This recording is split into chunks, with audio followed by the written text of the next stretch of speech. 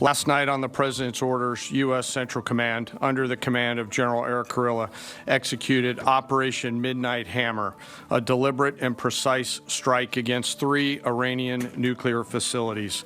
This was a complex and high-risk mission carried out with exceptional skill and discipline by our joint force.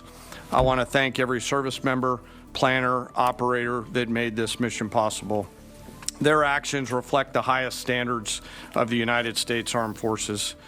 This operation was designed to severely degrade Iran's nuclear weapons infrastructure. It was planned and executed across multiple domains and theaters with coordination that reflects our ability to project power globally with speed and precision at the time and place of our nation's choosing. This was a highly classified mission with very few people in Washington knowing the timing or nature of this plan. I'll refer you to the graphic on the side as I walk you through some of the operational details. At midnight Friday into Saturday morning, a large B-2 strike package comprised of bombers launched from the continental United States. As part of the plan to maintain tactical surprise, part of the package proceeded to the west and into the Pacific as a decoy, a deception effort known only to an extremely small number of planners and key leaders here in Washington and in Tampa.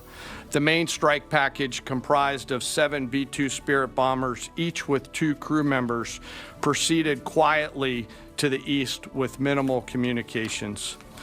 Throughout the 18-hour flight into the target area, the aircraft completed multiple in-flight refuelings.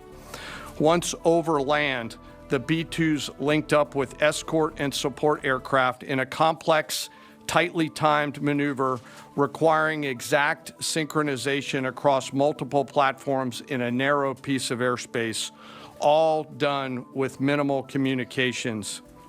This type of integration is exactly what our joint force does better than anyone else in the world.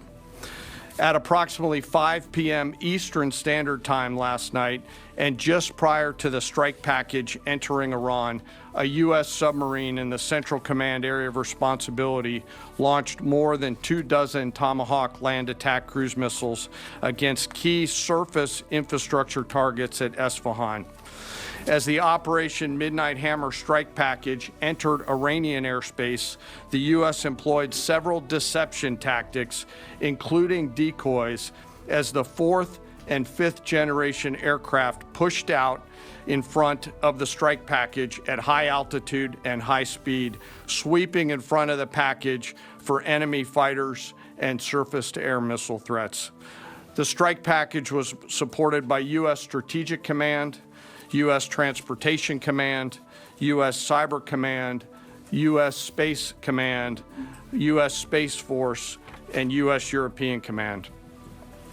As the strike package approached Fordo and Natanz, the U.S. protection package employed high-speed suppression weapons to ensure safe passage of the strike package, with fighter assets employing preemptive suppressing fires against any potential Iranian surface-to-air threats. We are currently unaware of any shots fired at the U.S. strike package on the way in. At approximately 6:40 p.m. Eastern Standard Time, 2:10 a.m. Iran time, the lead B-2 dropped 2 GBU-57 massive ordnance penetrator weapons on the first of several aim points at Fordo.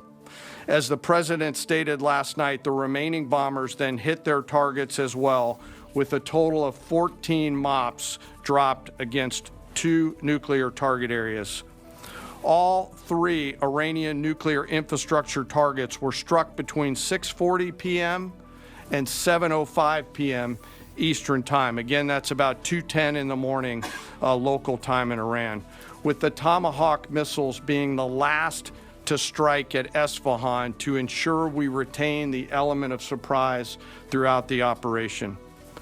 Following weapons release, the Midnight Hammer strike package exited Iranian airspace and the package began its return home. We are unaware of any shots fired at the package on the way out. Iran's fighters did not fly, and it appears that Iran's surface-to-air missile systems did not see us. Throughout the mission, we retained the element of surprise. In total, U.S. forces employed approximately 75 precision-guided weapons during this operation. This included, as the President stated last night, 14 30,000-pound GBU-57 massive ordnance penetrators, marking the first ever operational use of this weapon. I know that battle damage is of great interest. Final battle damage will take some time, but initial battle damage assessments indicate that all three sites sustained extremely severe damage and destruction.